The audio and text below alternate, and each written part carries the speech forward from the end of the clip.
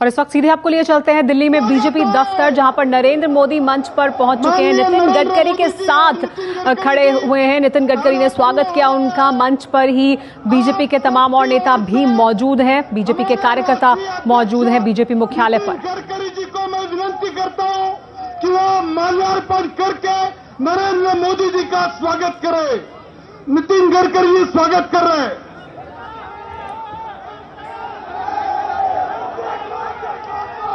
नितिन गडकरी जी विवेकानंद का मोमेंटो देकर नरेंद्र मोदी जी का स्वागत कर रहे हैं।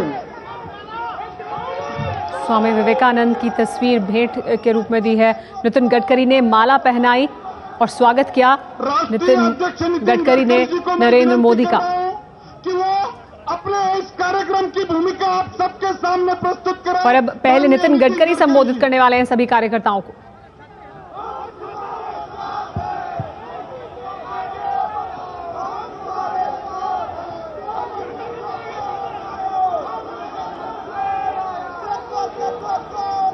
भारत माता की, भारत माता की, भारत माता की। बहनों और भाइयों, थोड़ा आज का दिन हम सबके लिए बहुत खुशी का दिन है। गुजरात के चुनाव में लगातार जो विकास की राजनीति नरेंद्र भाई के नेतृत्व में भारतीय जनता पार्टी के गुजरात के सरकार ने की है, उसके परिणाम स्वरूप बहुत अच्छी सफलता नरेंद्र भाई के नेतृत्व में भारतीय जनता पार्टी को जिताकर गुजरात की जनता ने हमको एक बहुत बड़ा तोहफा दिया है।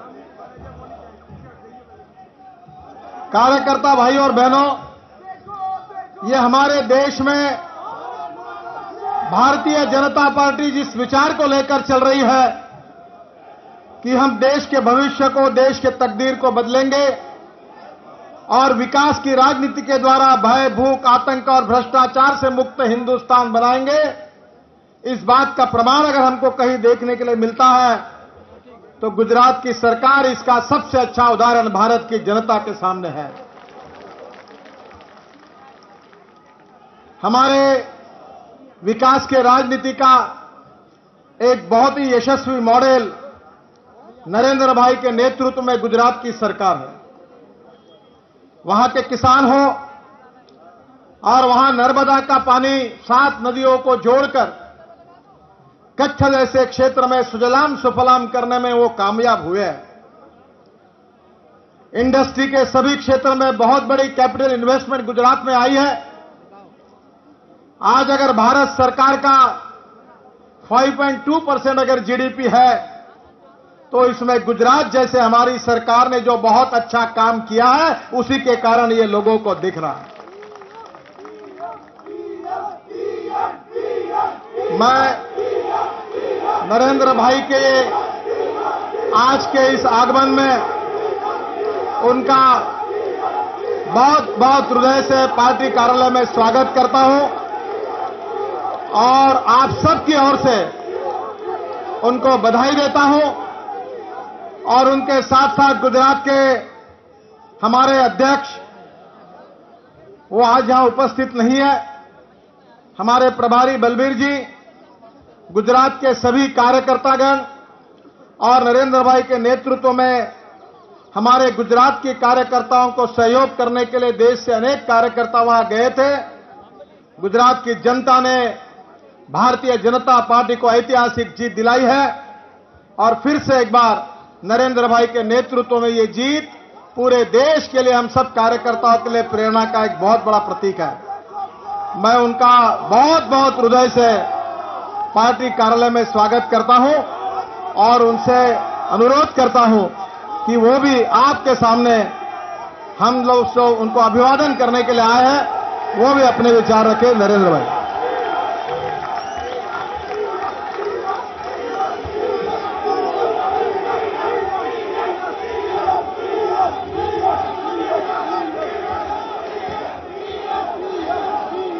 भारत माता की, भारत माता की, भारत माता की।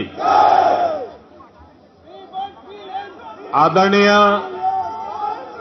श्रीमान नितिन गडकरी जी, भारतीय जनता पार्टी के सभी राष्ट्रीय पदाधिकारी, दिल्ली प्रदेश के भारतीय जनता पार्टी के सभी पदाधिकारी और विशाल संख्या में पधारे हुए दिल्ली के प्यारे कार्यकर्ता भाई और बहनों,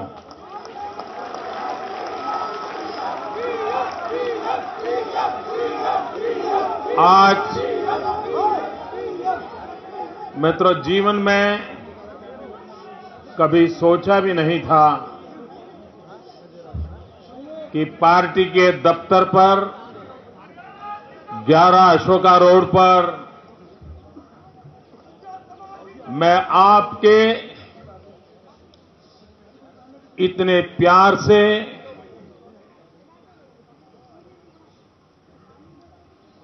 गर्मजोशी से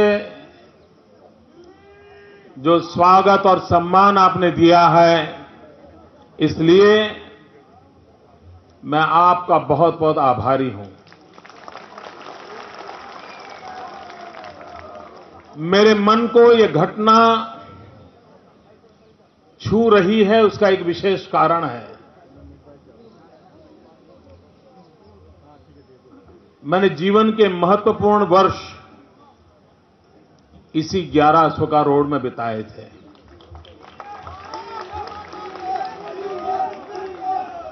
कई वर्षों तक इसी 11 अशोका रोड की एक छोटी सी खोली में पार्टी के लिए, मेरे लिए जो काम निश्चित होता था उसे मैं करता था। भाइयों बहनों, मैं अपने अनुभव से कहता हूं, भारत के लोकतंत्र की ताकत और भारतीय जनता पार्टी के संगठन का सामर्थ्य, उसी का परिणाम है कि एक व्यक्ति जहां कोने में बैठकर के कार्यालय में जिंदगी गुजारता था, इतने सालों तक यहां रहा था, आप में से बहुत कम लोगों को मिला था। एक पर्दे के पीछे एक साधक की तरह अपना काम करता था, लेकिन ये संगठन का सामर्थ्य है कि उसने मुझे कहां से कहां पहुंचा दिया।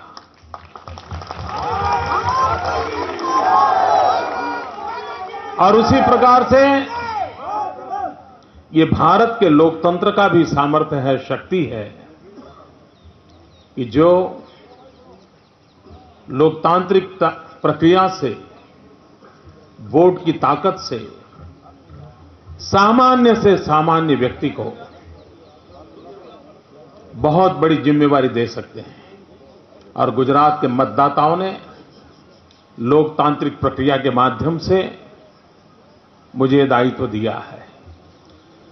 और भारतीय जनता पार्टी के कार्यकर्ता के नाते मैं जब अपने साथियों को हिसाब देने आया हूं, भाइयों बहनों, मैं आपका एक साथीदार हूं और आपके साथीदार के नाते मुझे आपको हिसाब देना चाहिए। और मेरे लिए आज मौका है मेरे साथियों को हिसाब देने का। और मैं तो तीसरी बार भारतीय जनता पार्टी के लाखों कार्यकर्ताओं का अविरत परिश्रम और जिसका परिणाम कि आज जब 2 साल 2.5 साल में सरकारें बदलती हैं, उसमें 12-12 साल से 3 बार एक सरकार को जनता चुने, ये भारतीय जनता पार्टी संगठन, सरकार का काम इसकी गवाही देता है। ये इसकी गवाही देता है। भाइयों बहनों, मुझे इस बात का भी आज संतोष हो रहा है कि 12 साल के शासन काल के दरमियान मेरी सरकार ने जो कुछ भी काम किए, भारतीय जनता पार्टी ने हमें जो कुछ भी जिम्मेवारी दी और उसको पूरा करने का हमने जो प्रयास किया, उस प्रयास का परिणाम है कि मुझे इस बात का गर्व है कि देश और दुनिया में भारत मां को प्यार करने वाले हर व्यक्ति का सीना चौड़ा हो रहा है, माथा गर्व से ऊंचा हो रहा है। और एक कार्यकर्ता के नाते, भारतीय जनता पार्टी के कार्यकर्ता के नाते ये मेरा कर्तव्य बनता है कि मुझे जो दायित्व मिले उस दायित्व से मैं ऐसा काम करूं, क्योंकि मेरी पार्टी के लाखों कार्यकर्ता सीना तान करके आंख में आंख मिला करके दुनिया को चुनौती देने का सामर्थ्य पैदा करें। और भाइयों बहनों, आपके एक साथी के रूप में आपने जो भी जिम्मा मुझे दिया है, उस जिम्मे को पूरा करने का मैंने प्रयास किया है और हर बार गुजरात के मतदाताओं ने उन अच्छे कामों को मोहर लगाई है। भाइयों बहनों, गुजरात एक्सपीरियंस से मैं कार्यकर्ताओं को ये जरूर कहूंगा, कठोर परिश्रम का कोई विकल्प नहीं होता है। भाइयों बहनों, मैं ये भी मानता हूं कि आज जन सामान्य की आशा अपेक्षाएं बहुत बढ़ी हुई है, व्यक्ति की आकांक्षा भी बढ़ी हुई है, और उस आशा आकांक्षाओं को पूरा करने के लिए प्रतिपल शासन को जनसमर्पण के साथ चलाए रखना, जनता को संतोष देना, यह अपने आप में एक बहुत बड़ा दायित्व होता है। लेकिन इस पार्टी से मुझे जो संस्कार मिले, पार्टी के हर छोटे मोटे कार्यकर्ताओं से जो समर्थन मिला, उससे भली भांति उस पवित्र कार्य को हम कर पाए हैं। और मुझे गर्व है कि मुझे जो दायित्व मिला है, उस दायित्व को भारतीय जनता पार्टी को संतोष हो, भारतीय जनता पार्टी के कार्यकर्ता को गर्व हो, उस प्रकार से पूरा करने का मैंने प्रयास किया है। भाइयों बहनों, आज देश और दुनिया में भारतीय जनता पार्टी के गुजरात शासन की चर्चा हो रही है। मैं देख रहा हूं कि पिछले वर्ष, कुछ वर्षों से देश के कई प्रमुख लोग, भिन्न भिन्न राजनीतिक दलों के लोग भी मीडिया में कोई हाई फाई किए बिना भी लगातार गुजरात आते रहे हैं। सरकार के साथ बैठ करके उन्होंने विस्तार से अध्ययन किया है, विकास की योजनाओं का अध्ययन किया है, उसके इंप्लीमेंटेशन का अध्ययन किया है। मैं भी दिल्ली के मित्रों को निमंत्रण देता हूं, अगर आप में से पार्टी तय करें और गुजरात आकर के 5-7 दिन रुक करके शासन व्यवस्था, गुजरात ने क्या मॉडल दिया है, आप आए, जरूर देखें। और आपने इतने बड़े दिल्ली को चलाया है, देखा भी है, और मैं आग्रह करूंगा कि हमारी कुछ कमियां हैं तो आकर जरूर हमें बताइए, ताकि हम उसको और अधिक अच्छा करें और देश की और अधिक अच्छी सेवा कर सकें। भाइयों बहनों, भले ही आप गुजरात से न हो, आपका गुजरात से कोई कारोबार न हो, लेकिन उसके बावजूद भी अगर आपके मन में गुजरात में करने योग्य कोई सुझाव होंगे, अगर आप मुझे भेजेंगे तो एक कार्यकर्ता के रूप में मैं उसका स्वागत करूंगा और मैं कोशिश करूंगा उन चीजों को कैसे लागू किया जा सकता है। भाइयों बहनों, आज मैं यहां एनडीसी की मीटिंग में आया था और मैंने एनडीसी की मीटिंग में प्रधानमंत्री के सम्मुख अपनी बात रखते हुए मैंने कहा था कि प्रधानमंत्री जी, देश का दुर्भाग्य है कि आप जिस पद पर बैठे हैं, जहां से आप बात बोल रहे हैं, देश में निराशा का माहौल बन रहा है। आप जो कुछ भी बातें कर रहे हैं, देश को एक निराशा की गर्त में डुबाए जा रहे हो।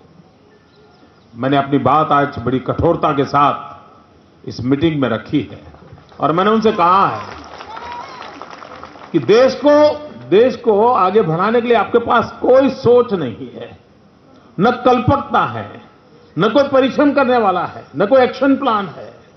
अगर यही हाल रहा तो पता नहीं देश कितना नीचे चला जाएगा।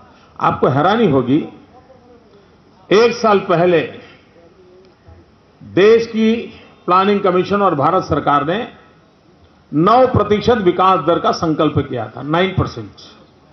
हम तो उनसे काफी आगे हैं, लेकिन वे 9% नहीं कर पाए, 7.9 पे अटक गए। दुख का विषय दूसरा है दोस्तों, इस बार उन्होंने 9 सोचना भी बंद कर दिया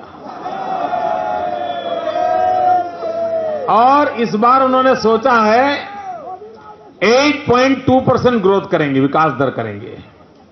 अब आज 7.9 है, 8.2 करना मतलब 0.3 आगे बढ़ना।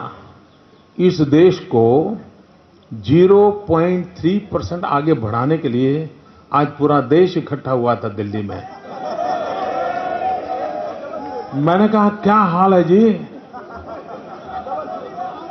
हम सब मुख्यमंत्री कितना ही धक्का लगाए, लेकिन जिस प्रकार से आप दिल्ली चला रहे हो, ये 0.3% के लिए इतनी मशक्कत करनी पड़ रही है, ये हाल है दिल्ली सरकार का। जबकि गुजरात 11+ से विकास दर कर रहा है मित्रों। कृषि के क्षेत्र में वो 2.5-3% से आगे नहीं बढ़ पा रहे हैं और गुजरात 10 से नीचे नहीं आ रहा है। यानी इतना मिसमैच है जी। मैंने आज सारे विषय उनके सामने रखे। मैंने कहा कुछ तो सोचिए आप, देश का नौजवान, हिंदुस्तान का 65% नौजवान 35 से कम उम्र का है। हिंदुस्तान की जनसंख्या का 65% 35 से कम आयु का होना, यानी भारत युवा शक्ति से भरा पड़ा है। लेकिन उस युवा शक्ति को राष्ट्र निर्माण में जोड़ने के लिए आपके पास न कोई सोच है, न कोई सपना है, न कोई योजना है, न आपका कोई पॉलिटिकल विल है।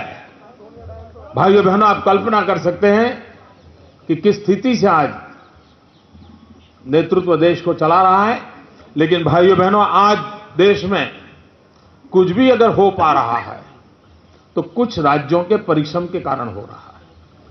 थोड़ा सा भी आशा की नजर आ रही है तो कुछ राज्यों के परिश्रम से आ रही है। एक इंदिरा गांधी के जमाने से कार्यक्रम चलता था, 20 पॉइंट प्रोग्राम, गरीबों की भलाई के लिए चल रहा है। जितनी भी सरकारें आई, सब सरकारों ने इसको कंटिन्यू किया। अटल जी के जमाने में कंटिन्यू किया था, अभी भी कंटिन्यू किया। और उसका हर 6 महीने रिव्यू बाहर निकलता था। और पिछले 10 साल में गरीबों की भलाई के 20 पॉइंट प्रोग्राम की इंप्लीमेंटेशन में हर बार पहला नंबर गुजरात का आया। और इतना ही नहीं, पहले 5 में कांग्रेस का एक भी राज्य नहीं। इतना ही नहीं, पहले 5 में यूपीए का भी कोई स्टेट नहीं। और मैंने 1 साल पहले एक मीटिंग में जब कहा, मैंने कहा आपकी यह हाल है, आपका कोई स्टेट परफॉर्म नहीं कर रहा है, तो भारत सरकार ने क्या किया? अपने राज्य को परफॉर्मेंस करके मोदी से आगे निकल जाने के लिए प्रेरित करने के बजाय उन्होंने निर्णय किया कि अब भारत सरकार हर 6 महीने जो रिपोर्ट निकालती थी वो निकालेगी नहीं, ताकि उनकी बेइज्जती होती थी। यानी वो रास्ते ऐसे खोज रहे हैं कि जो देश को गड्ढे में ले जा रहा है। अच्छा करना, अच्छा सोचना, आगे बढ़ना, ये कोई अपेक्षा आज वर्तमान कांग्रेस पार्टी के नेतृत्व से करना बहुत मुश्किल है। भाइयों बहनों, गुजरात ने वादा किया है विकास की नई ऊंचाइयों पर जाना और विश्व की समृद्ध शक्तियां जो हैं उसकी बराबरी करने का सपना देकर के गुजरात आगे बढ़ रहा है। मित्रों, अगर मैन्युफैक्चरिंग सेक्टर में चीन अपना लोहा दिखा रहा है तो गुजरात क्यों न दिखा सकता है। इस सोच से हम आगे बढ़ रहे हैं। और भाइयों बहनों, आपने स्वागत किया, सम्मान किया, स्वयं अपने राष्ट्रीय अध्यक्ष जी भी इस काम के लिए आए। मैं सबका बहुत बहुत आभार व्यक्त करता हूं। बहुत बहुत धन्यवाद मित्रों। भारत माता की। मैं सबको विनंती कर रहा हूं, माननीय मोदी जी यहां पर 15 मिनट रुकने वाले हैं। हम क्यू से आकर अगर करेंगे सत्कार तो सबका सम्मान हो सकता है। इधर से क्यू से आना है और उधर से जाना है। एक बार क्यू से शुरू करें तो कार्यकर्ता शुरू करें।